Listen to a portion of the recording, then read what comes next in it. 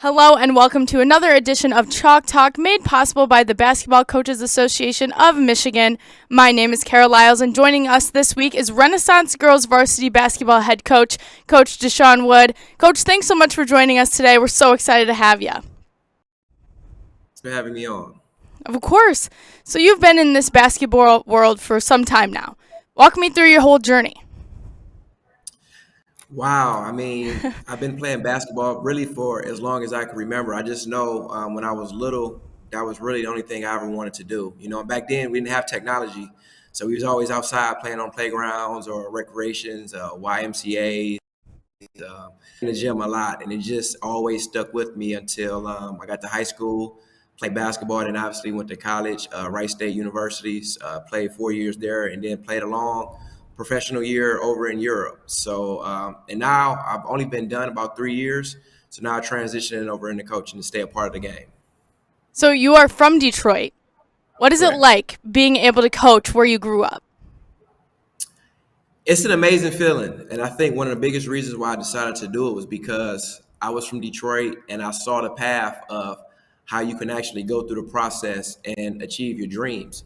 So now that people, when I was little, paved the way for me and showed me the steps of how to get to where I wanted to be, now I feel like it's an obligation for me to keep that thing going and help other young kids reach their dreams as well. Did those people you were talking about growing up sort of inspire you to get into coaching in a way? I think just me loving the game the way I loved it and playing for so long, and now I still want to be a part of it. And I saw the things that they installed in me. So again, I think it's only right that I pass that down and try to install that into others. But I guess just helping people, has always been inside of me, and it's something that I love to do. So coaching, I also work at a school right now as well. So, just helping our youth out and helping them get to achieve their goals is really a big thing of mine. Well, you talked about, you played basketball yourself, but you're a guy. What is it like coaching girls? That's a great question, and I get that question a lot. For me, I look at it as our kids, boys or really doesn't matter. It's still a court with two rims and it's 10 feet high. So teaching on and off the court, just life skills, basketball skills, all those things, it doesn't really matter to me. It's a little bit different, the pace of the game. But other than that, we have fun. We enjoy over scouting and practicing and lifting weights. We do everything the boys do. So it's all the same to me. Perfect. Well, you said you're quite the basketball player yourself, played at Wright State and went overseas to play a year professionally. Do you think that sort of makes your girls trust you a little more, knowing that you were very successful in what you were doing and you're leading them now? Yeah, I think boys, in anything of life, when you've done something for so long, it makes it a little bit easier for people to trust and believe what you're saying because Absolutely. you've been through this. I always tell people the biggest teacher is experience. So the fact that I was able to get experience on every single level, and now I'm coaching these young girls, they do have some belief that I understand what I'm talking about. And sometimes when you see the results, it's like, man, this guy's for real. So you feel like they trust you more because of all of your experience and your success so far? Yeah, but also too, this is my first year there at Renaissance. So trust comes with time as well. You don't just meet somebody and over things happen, but as time goes along, they develop more trust and then they understand who you are as a person and also what your intentions are as a coach. So once they start to see those things on a daily basis, it makes it a lot easier. So you've had such a successful season so far in your first year.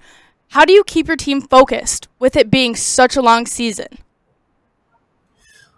That's a great question. And that's one thing we talk about a lot is having, when you have wins or you have success, just like we just played Grand Rapids, which is a great team, but that game is over now. So, we have to start a new week. We have to refocus because we know that at any given moment, anybody can beat us on any given night. So we have to make sure we locked in, keep the focus, and we just try to create good habits in practice, in the classroom, as teammates, as a coaching staff. So with those habits, we just try to stay consistent with our daily routines and try to create the focus through that way. So you mentioned being a good teammate. I mean, is there anything that you guys do together to sort of make sure that click stays tight through the whole season? Yeah, we do a lot of things. Sometimes before practice, we have a Uno card game, or we go watch other basketball games. We've been to some college games this year. We've had a few pizza parties. We're always, and they love food, so we're always eating something. But the chemistry and the togetherness is a big part of being successful. I don't think you could win too many games without it, because on this level, a lot of coaches are good, a lot of teams are good, but it's the little intangibles and little things that creates the separation at the end of ball games, and I think we're doing really well with that right now. Well, I heard you mention that you just want to have fun, and your team is fun to watch. I mean, what is it, do you think, that makes them so competitive and just so entertaining to watch week after week? Well, these are young ladies been putting in a lot of work with basketball. They didn't just start playing. They trained in the off season. They play AAU basketball. They love the game just like I loved it when I was growing up. So they're inspired to do well and practice hard and try to win games and do things the right way. So you have to give a lot of credit to them, because they had a lot of time into what they're doing, and right now they're just getting the results of it. And winning is fun. So at the end of the day, if they keep doing the things that they're doing and getting the results they want, then you have a good time.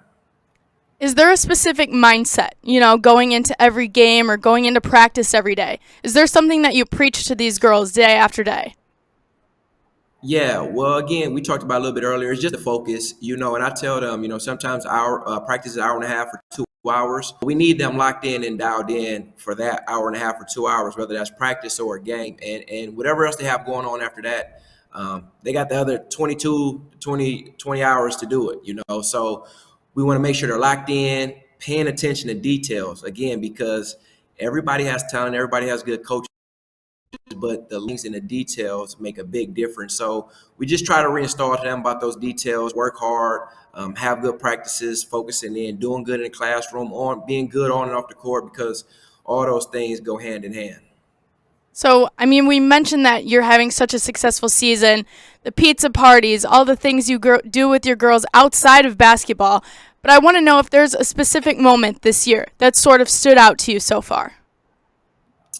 A specific moment? Well, I will give you the Muskegon trip we took about 2 weeks ago. Okay. It was a long trip. It was very, very cold. We had some issues with our bus, and we were playing against a really, really good team. And it's just like sometimes your character is built through things that go on and you have to fight through adversity. So I Yep. just felt like we stayed together.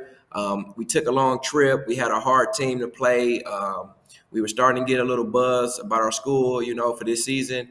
And we came out with a good win, and we played probably the best basketball we played all year. And then on the bus ride home, obviously we heard a lot of music. We played a lot of games. The girls had fun, and we basically just spent the whole day together. We left about 8 and probably got back about 10 p.m. So, and again, that talks about the time thing. The more time you spend with them, the more fun you have, and the more you learn each other and grow with each other. And I know that, the whole reason everyone's doing this is to get wins. But I feel like those are the moments that you're going to remember even more than winning a championship, being with your team that long and going through all these things together, right? Yeah, well, that's the funny thing about life. Me and my best friend, he's coaching in college in Texas right now, and 20, 25 years, you're talking about memories from high school. Right? This stuff never goes away. And, I try to them, which is kind of sad at the same time, but I'm like, hey, we got 2 months left with each other. This team will never be this team again. Obviously, you got Right? seniors, people graduating and leaving. So we have to enjoy every single moment, every single practice, every single bus trip that we take, or going out to get food, or going to a game, because when it's gone, you're going to be like me and my best friend. We're just talking about old memories that we have. Yep. Well, I know that, you're having such a great season so far, but we're getting into, the more serious time of this season. What are your hopes for the rest of the season as it goes on? Well, obviously, the biggest dreams we have this year from day one is to be champions. That dream is never going to go away until we give our best and try to accomplish it. But right now, we're just focusing one day at a time. What's ahead of us right now? We have our public school league playoffs getting ready to start week. So right now we're going to try to get a little bit of rest, get right back. We can go into the playoffs fully ready, fully loaded. And this is the funnest time of the year. You know, it's February and March, which is also March Madness, which is everybody's having fun. We're just hoping that we're one of the last teams standing at the end. So you mentioned March Madness. I mean, do we get to skip a practice here or there to watch some basketball games or what? No skipping practice. You know, we might get toned down a little bit, maybe cut it short, but no skipping practice in March. All right. Thank you so much, Coach. That wraps up this edition of Chalk Talk. For more information on the Basketball Coaches Association of Michigan and to nominate a coach for Coach of the Week, simply visit bcam.org. Coach, thanks so much for chatting with us and good luck the rest of the season. Oh, thank you so much.